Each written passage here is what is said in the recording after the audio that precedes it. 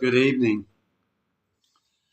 Well, a little bit of a dilemma. As many of you will be aware that those that live here in the Philippines and also those who've got friends from the Philippines who are highlighting the fact that there's been some major flooding in and around everywhere, not just Manila, but everywhere around. Fortunately, where I'm staying at the moment, we don't have that problem, but it just occurred to me, my dear friend Ian. Ian has a house in an, another town nearby to where I am, about 40 minutes drive. And they're surrounded by the Pampanga River, and it's at full flood. It's in, as you can imagine, the water is coming down so heavily over the last few weeks that in effect, not only has he got to deal with his normal surface water on his street, which normally gets pumped out by the barangay, or should I say the management of his subdivision. And when the water's down below the level of the street, that's not a problem. But here in the Philippines, we don't have sewers. When I say we don't have sewers, we don't have them like in the West, where the stormwater goes down the sewer, works its way out to rivers and sometimes sewage plants. But generally speaking, the stormwater is discharged into the sewers in the street. Now, here in the Philippines, when you have a roof, which everybody generally has, the gutters have downpipes, most of them, and that water is discharged either onto the land itself or collectively down a pipe that then discharges into the street. In a normal situation, a normal rain shower, the roads get wet, the water runs away, nobody worries about it. But something that's happened in Ian's situation, and that is that the street is completely flooded. We're talking at least up to your knees in terms of being able to walk there, well above his normal boot level. And therefore, not only is it uncomfortable to try and get into a house that way, even if the house is higher than the water level in the street. The problem is that the water from the roof that normally travels down the downpipes joins together and is discharged to the road. Now, of course, that water can't get away. There's a constant pressure. In effect, what you have is you have your gutters filling up downpipes, siphoning down the pipe to a point where it would otherwise go to the road. And where else can it go? Well, in his case, he's got 2 inches of clean water in his house. When I say clean water, it's the roof water. What's happened is that it's not able to get away. Now, you can tell me I'm wrong, but in Australia we have diverters. I know they have them in America, and I'm sure they have them in most Western countries. And I do believe I've seen them for sale in hardware stores here, especially in Wilcon or somewhere like that. But it doesn't take much to actually create your own. You only need to put a T-junction in that downpipe with a screw-on connection on the other side. So that way, the water has a way of getting away. Now, of course, it would be better if you had a diverter, because a diverter literally diverts the water from, instead of just falling straight down, it stops because it's a plug and it turns the water out of that pipe.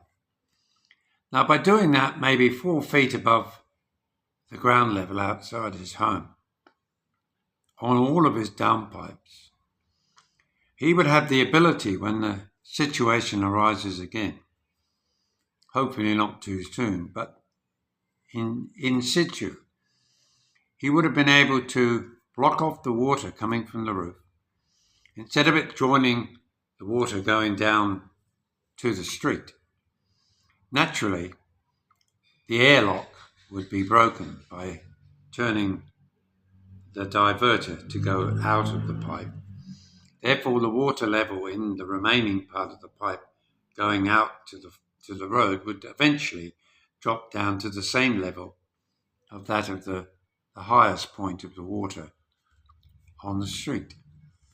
Therefore, as long as his ground floor was above the true water level out in the street, he would not have been flooded. Now, of course, that doesn't apply to everybody. I mean, there are areas of Manila, for instance, that it's up to here in water. It's dreadful. People have lost their whole livelihoods. They've lost their homes. The homes have been swept away.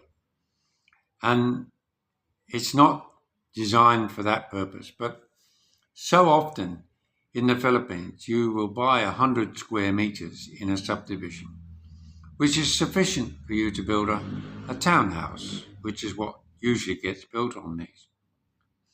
They call it a house, but it's a townhouse. Each townhouse is right alongside each other, so there's not much room for much to go on. There's usually a bare essential for a septic tank.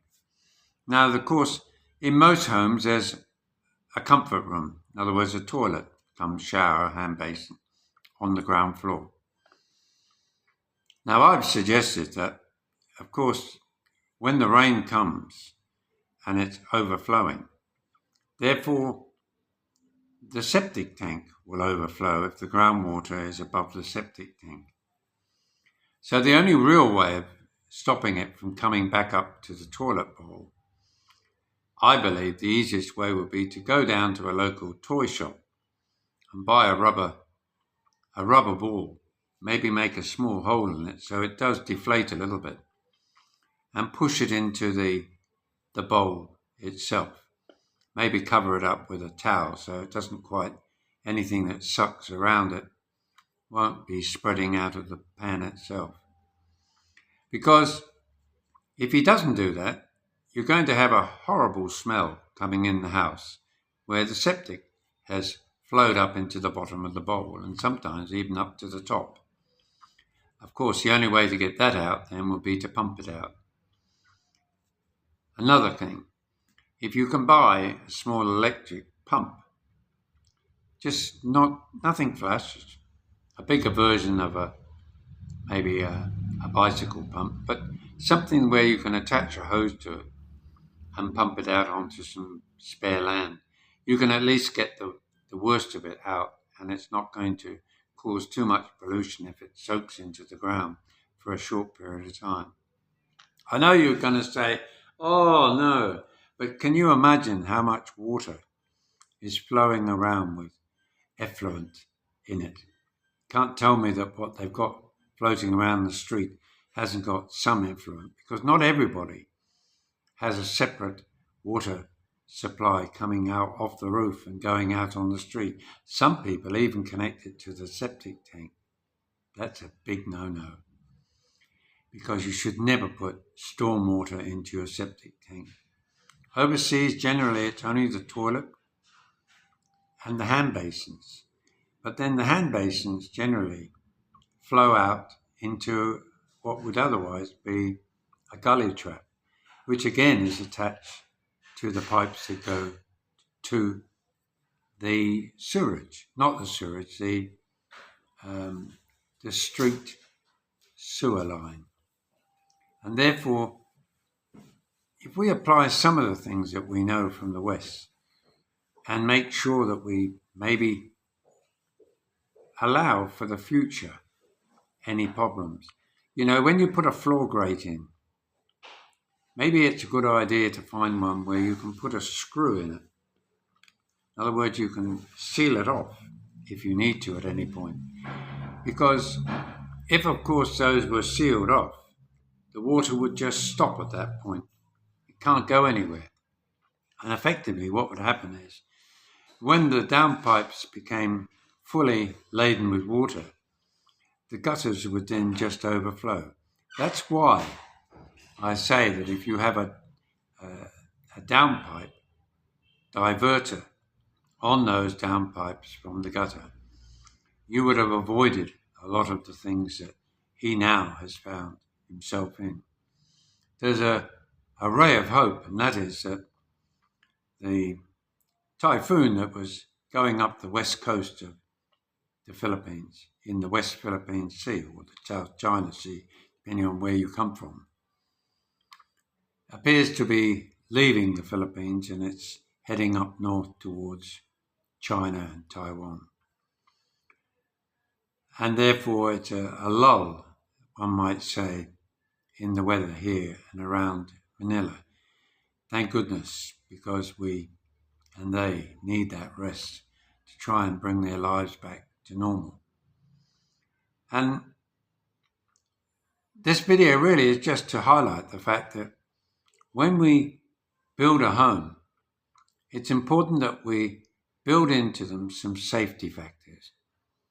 You know, the electrical system here has no earth.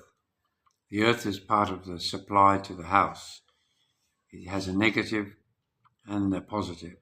The negative is supplied by a general negative power supply all around the whole country. It grounds itself by the electric company. It's not grounded from you, the homeowner. Often you'll find a power outlet, if you look on the back. A lot of them only have a positive and a negative terminal. Some of them, where you buy the 3-prong, which are often used in situations like aircon or heated water heaters, have the 3 prongs. And it's also important that if you're planning to do that you also install an earth wire. Even if you don't use it straight away, have it connected in the wall, down and out of the building, making sure it's in a shielded piece of conduit. Then that way it can be connected to an earth pole outside your house. It doesn't matter how many you've got. As long as you do that, you're providing a certain amount of safety, even though you have a triggered circuit breaker in each of the areas that are being used. Some people put a circuit breaker on a aircon, but not everyone. So it's important that you have a proper electrician to put those in. It's turned into a DIY show, isn't it? But these are just food for thought, and they're brought to my mind and my attention through knowing the ordeal that Ian and his wife are facing. But fortunately, the sun has come out today, and there has been quite a bit of blue sky, and an amazing number of cars are now travelling up and down the road. We discovered when I went to buy some stuff at the supermarket at SM here in Ballywake. So that's my thought for this evening. I hope it triggers some ideas that maybe we need to think outside the square and come up with some proactive ways of ensuring that in the sad event that these natural disasters happen, that we have got some tools in our armoury to help us weather the storms. Can't stop you can't stop a tsunami, but you could maybe stop a rising creek as long as you built high enough in the first place. And that is very important when you build a home, that you do your research in the area with the barangay, with the municipality, and find out when and how high the highest flood occurred in your area. That way at least you'll have a datum point to build above, and a good surveyor should be able to arrive at that level fairly easily. I mean, after all, If you know it was outside your house against somebody's wall up to a certain point that they point to, you only need a laser level that will tell you with a stick. So you transcribe that across to where you're building your house and make sure you put a peg in there at that level. Paint it white, put a line on it, level. And that way you build your house from that point upwards. That way, building in a little bit of insurance for the future. If you like this video, don't forget to give us a thumbs up. Don't forget to like, share and subscribe. And take care. Bye now.